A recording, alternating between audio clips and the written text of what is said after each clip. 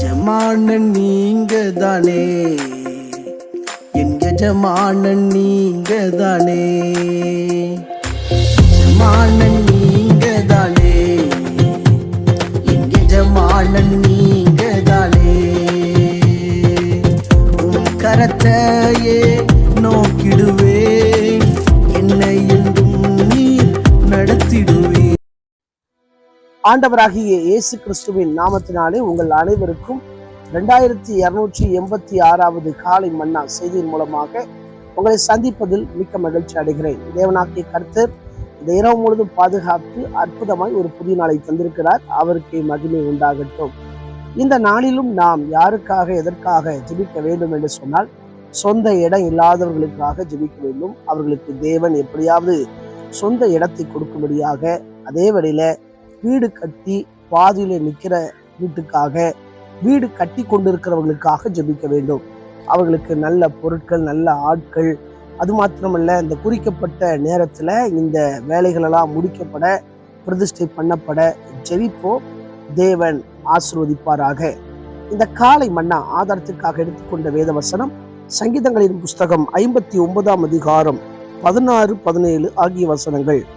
நானோ உம்முடைய வல்லமையை பாடி காலையிலே உம்முடைய கிருபையை மகிழ்ச்சியோடு புகழ்வேன்.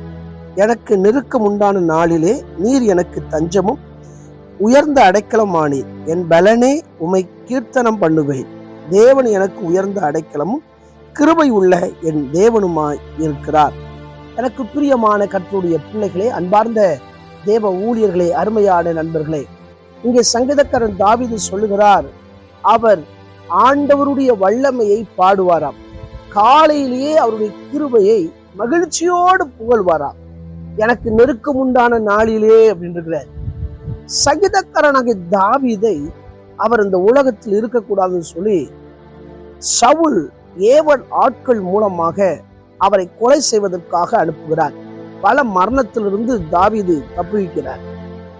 இந்த சூழ்நிலையில தான் அவர் தேவனை புகழ்ந்து பாடுகிறார், அவருடைய வல்லமையை பாடுகிறார். நல்ல ஒன்றை புரிந்து கொள்ள வேண்டும். நம்முடைய வாழ்க்கையில அநேக பிரச்சனைகள் வரும்போது, அநேக சோர்வுகள் வரும்போது, ஏன் இந்த உலகத்தில் வாழ வேண்டும், நமக்கு விரோதமாக அநேக சத்துருக்கள் எழும்பும் போது, நாம் அந்த இடத்துக்கு வரவே கூடாது, இந்த உலகத்தில் இருக்கக்கூடாது என்று சொல்லி நம்முடைய உறவுகளே நமக்கு தீர்மானிக்கும் போது நாம் செய்ய வேண்டிய காரியம் என்ன தெரியுமா? தேவனுடைய வல்லமையை பாட வேண்டும். தேவன் எப்பேற்பட்டவர் தெரியுமா? அவர் மிகுந்த வல்லமை உடையவர், மிகுந்த ஆற்றல் உடையவர். அவரிடம் அவ்வளவு திறமை இருக்கிறது. எனவே அவருடைய வல்லமையை புகழ்ந்து நாம் பாட வேண்டும். அது மாத்திரமல்ல, இங்கே சொல்லப்பட்டிருக்கிறது, காலையிலே உம்முடைய கிருபையை மகிழ்ச்சியோடு புகழ்வேன் என்று சொல்லி. நம்முடைய வாழ்க்கையில காலையிலே எழும்பி அவருடைய கிருபைகளை மகிழ்ச்சியோடு புகழணுமா? ஒவ்வொரு நாள் நம்ம பார்க்கறது ஆண்டுடைய கிருபை. அவருடைய கிருபை இல்லைன்னா ஒரு நாளை பார்க்க முடியாது. நல்ல நித்திரை தருகிறார்.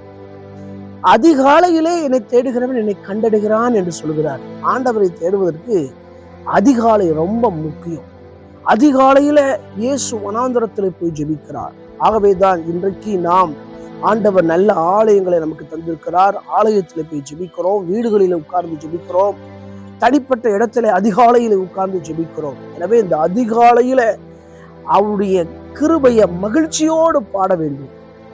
நமக்கு எப்பேற்பட்ட சூழ்நிலை இருக்கும் அப்படின்னா, ஒரு நெருக்கமான நாட்களா இருக்கும். ஒருவேளை இன்றைக்கு உங்க வாழ்க்கையில பல நெருக்கத்தோடு, கஷ்டத்தோடு, அநேக போராட்டத்தோடு, சத்துருக்களுடைய வார்த்தையோடு, இவெல்லாம் ஏன் இந்த உலகத்துல இருக்கிறான் அப்படி சில நினைக்கிற கற்பனைக்கு எட்டாத சிந்தனைகள் நம்மை சுற்றிலும் அலையும். அதுக்கு மத்தியில நம்ம செய்ய வேண்டியது இதுதான். தேவனுடைய வல்லமையை பாடணும். காலையிலே அவருடைய கிருபையை மகிழ்ச்சியோடு புகழணும். நமக்கு நெருக்கம் உண்டான நாளில அவர்தான் நமக்கு தஞ்சம், அவர்தான் பலன், அவர்தான் சரீர ஆரோக்கியம். ஒன்றை நினைவில் வைத்துக் கொள்வோம். எவ்வளவு கஷ்டம், எவ்வளவு பாடுகள் வந்தா சரிதான், அவருடைய சமூகத்துக்கு போவதை, அதிகாலையில தேடுவதை நிறுத்தக்கூடாது. இதை பார்த்து கொண்டிருக்கிற உங்க வாழ்க்கையில இன்னைக்கு அதிகாலை ஜெபத்தை நிறுத்தி பல விதங்கள்ல பாதிக்கப்பட்டு நம்ம என்னைக்கு நல்லா இருக்குமோ அன்னைக்கு ஆண்டவரை தேடலாம் அப்படி ஒரு முடிவோடு இருந்தா இன்னைக்கு உங்க முடிவை நீங்க மாத்திரும்.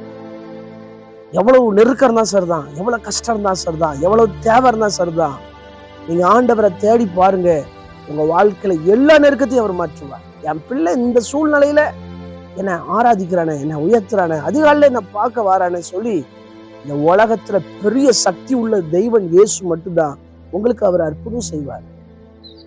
சோர்ந்து போகாதீங்க. அவரை நம்பி வாழ்ற ஜனங்களுக்கு நிச்சயமா அவர் தான் நமக்கு தஞ்சமா இருக்கிறார். நம்முடைய சத்துருக்களுக்கு முன்பதாக பந்தி ஆயத்தப்படுத்துகிறவர் ஆண்டவராகிய தேவன் மாத்திரம்தான். உங்கள் ஊழிய எல்லையை விஸ்தாரமாக்குறவர் அவர் ஒருவர் மாத்திரம்தான். எனவே ஆண்டவரை நம்பி இந்த நாளை துவங்குவோம், ஆண்டவரை நம்பி ஜீவிப்போம். அவரே நம்முடைய வாழ்க்கையில் எல்லாவற்றுக்கும் எல்லாமா இருக்கிறார். கண்களை மூடி ஜெபிக்கலாம். எங்களை நேசிக்கிற நல்ல தகப்பனே, இந்த வேலைக்காய் வருகிறோம். தொடர்ந்து நீர் பேசின அற்புதமான அந்த வார்த்தைக்காய் ஸ்தோத்திரம். எங்களுக்கு விரோதமாய் ஆண்டவரை ஸ்தோத்திரம், அநேக சத்துருக்கள் எழும்பினாலும், அநேக போராட்டங்கள் எழும்பினாலும், நாங்கள் உம்முடைய கிருபையை புகழ்ந்து பாட, மகிழ்ச்சியோடு பாட, உம்முடைய வல்லமையை பாட கர்த்தர் கிருபை பாராட்டுங்க. அதன் மூலமா எல்லா நெருக்கங்களும் போராட்டங்களும் விலகட்டும் என்று ஜெபிக்கிறேன். விசேஷமாய் பிறந்த நாள், திருமண நாளை நினைவு கூறுகிற ஒவ்வொருவரையும் ஆசீர்வதிங்க. அவங்க வாழ்க்கையில வற்றாத நீரூற்றை போல இருக்கட்டும் என்று ஜெபிக்கிறேன். தேவ கிருபை தொடர்ந்து ஆளுகை செய்யட்டும். இயேசுவின் மூலம் ஜெபம் கேளும் ஜீவனோட நல்ல பிதாவே, ஆமென். ஆண்டு சுத்தமானால் மீண்டும் நாளை காலை புதிய காலை மன்னா செய்தி வழியை சந்திக்கிறேன். அதுவரை தேவ கிருபை தாங்குவதாக. மாரநாதா, இயேசு வருகிறார். ஆயத்தமாவும் அனைவரும் ஆயத்தப்படுத்துவோம். ஆமென். அல்லேலூயா. Praise the Lord. உந்தனின் சேவை செய்வே எந்த சூழ்நிலையிலும்